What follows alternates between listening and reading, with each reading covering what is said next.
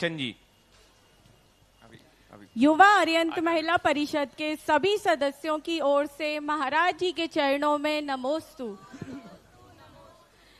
महाराज जी, मेरा प्रश्न ये है कि कमठ के जीव ने पार्श्वनाथ भगवान के जीव पर 9 भवों तक उपसर्ग करे, उसके बाद भी पार्श्वनाथ भगवान ने के भाव इतने साम्य रहे कि हर भाव में उन्हें सुगति और कमठ के जीव को कुगति प्राप्त हुई।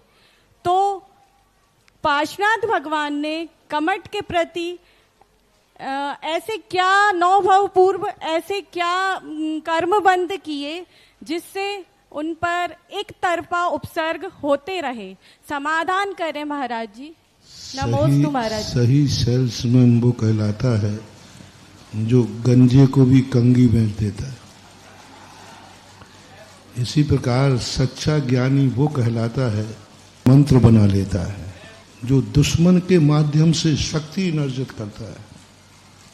वो सबसे बड़ी चीज है। भक्तों की दुआ से जो एनर्जी आती है, भक्त जो दुआ देते हैं अपने गुरु को, भक्त दुआ देते हैं बेटा अपने माँ बाप को, माँ बाप दुआ देते हैं अपने बेटों को। जो आत्मीय जन और भक्त होते हैं वो दुआ देते हैं। दुआ करने से शक्तियों का अर्जन होता है। भावनाओं का उल्लेख बहुत बड़ा उल्लेख है। सब लोग चारों तरफ से किसी के प्रति अच्छी भावना करते हैं तो कुछ अच्छा हो जाता है, शाता की उदीर्णा होती, और शाता की उदीर्णा होकर के बहुत अच्छे परिणाम आते हैं, लेकिन उसमें ज्यादा ताकत नहीं होती। भक्तों की दुआओं से जो ताकत आती है वो ऐसे ही टिकती है जैसे बगीचे का पेड़, गमले का पौधा, पानी मिलता रहेगा तो हरा होता रहेगा। लेकिन दुश्मन की गालियों से, जो दुश्मन के विरोध से जो आत्मा में शक्ति जागती है, वह शक्ति जंगल के वृक्ष के समान अडिग होती है, अटूट होती है। जैसे हमने कहा पॉजिटिव थिंकिंग नहीं, भक्त पॉजिटिव थिंकिंग सोच देता है, पॉजिटिव सोचता है अपने गुरु के संबंध में, अपने परिवार के संबंध में। और दुश्मन के बद्दुआओं से, दुश्मन की बद्दुआओं से पावर थिंकिंग आती है। और पावर थिंकिंग एक ऐसी शक्ति है जो पारसनाथ के पास कला थी। दुश्मन के बैर से अपनी शक्तियां जगाना। दुश्मन जितना जितना हमें बद्दुआ देगा उतनी उतनी हमारी शक्तियां और बढ़ेंगी। ये साधना का चरम सीमा है। दुश्मन जितना जितना उपसर करेगा हमारी विशुद्धि बढ़ेगी। ये साधक की बहुत बड़ी साधना है। यदि दुश्मन शायद उपसर नहीं करे तो इतने जल्दी केवल ज्ञान नहीं होगा। इसलिए उपसर केवलियों के पास वो ताकत नहीं होती, लेकिन दुश्मन उनको ताकत दे देता है।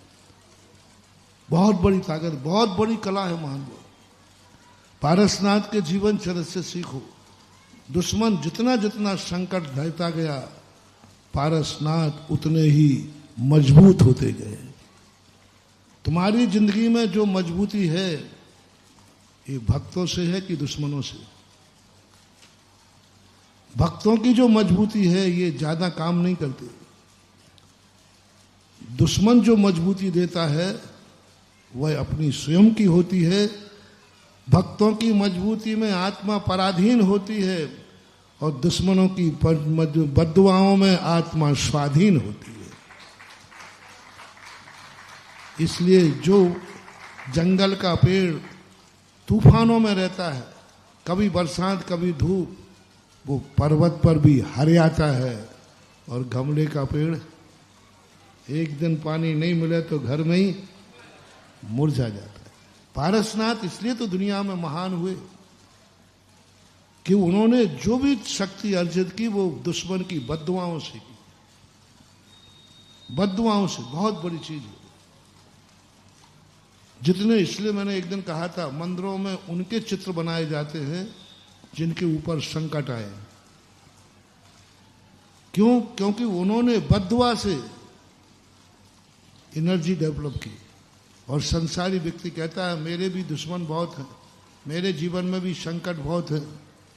तो ऐसे व्यक्तियों का ध्यान करने से हमारे संकट दूर होते हैं और उनके जो कारण होते हैं। इसलिए पारसनाथ के माध्यम, ध्यान के माध्यम से ज़्यादा लोग उनको पूछते हैं, क्योंकि उनकी जो शक्तियां थी वे बद्दुआ से प्राप्त हुई।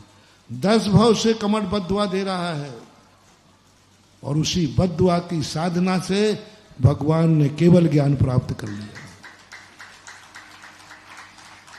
इसलिए ज्ञानी वही है जो नकारात्मक शक्ति से, अभी हमने 2 दिन पहले प्रवचन कहा था,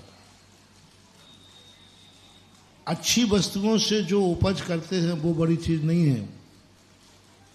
गंदगी को जो खाद बना लेते हैं वे व्यक्ति महान कहलाते हैं। गंदगी को खाद बनाना साधना है, तपस्या है।